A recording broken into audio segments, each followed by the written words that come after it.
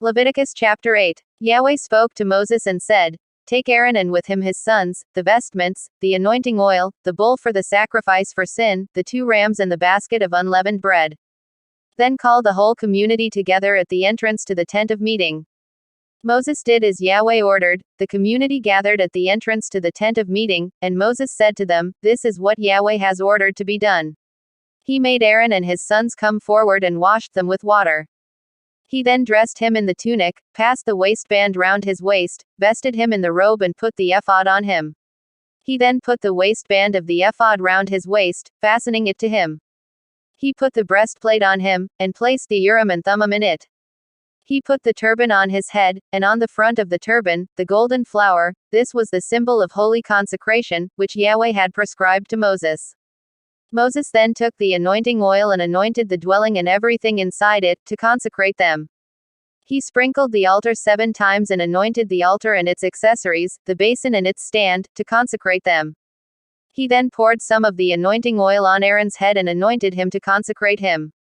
Moses then made Aaron's sons come forward. He dressed them in tunics, passed the waistbands round their waists and put on their head dresses, as Yahweh had ordered him. He then had the bull for the sacrifice for sin brought forward. Aaron and his sons laid their hands on the victim's head and Moses slaughtered it.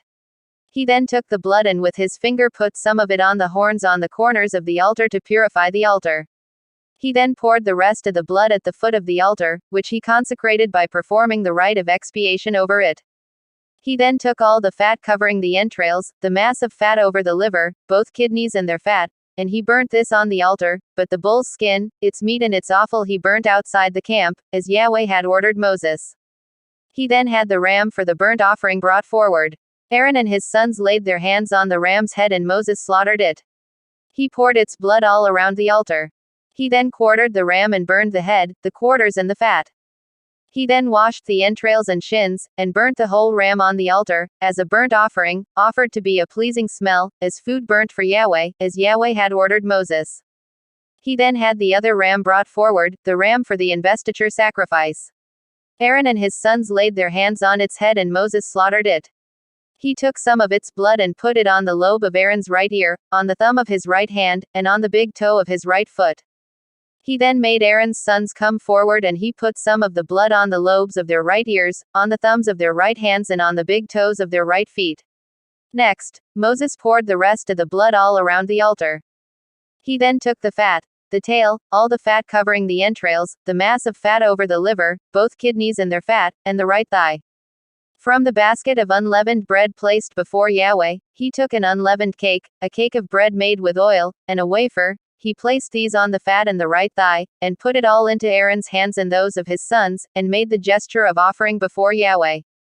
Moses then took them away from them and burned them on the altar, with the burnt offering. This was the investiture sacrifice, offered to be a pleasing smell, as food burnt for Yahweh.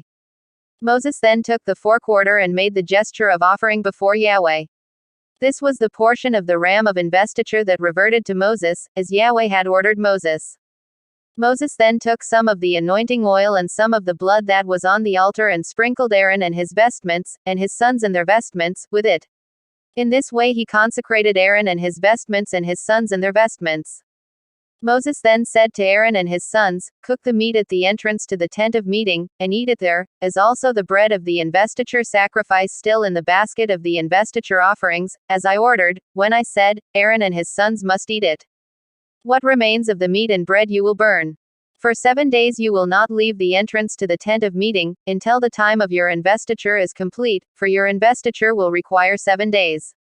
Yahweh has ordered us to do as we have done today to perform the rite of expiation for you. Hence, for 7 days, day and night, you will remain at the entrance to the tent of meeting observing Yahweh's ritual. Do this, and you will not incur death. For this was the order I received. So Aaron and his sons did everything that Yahweh had ordered through Moses.